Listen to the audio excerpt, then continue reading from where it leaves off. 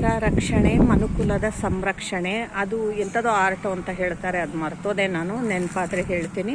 ಪರಿಸರ ನಾಶ ಮನುಕುಲದ ವಿನಾಶ, ಸ್ವಚ್ಛ ಭಾರತ ಅಭಿಯಾನ,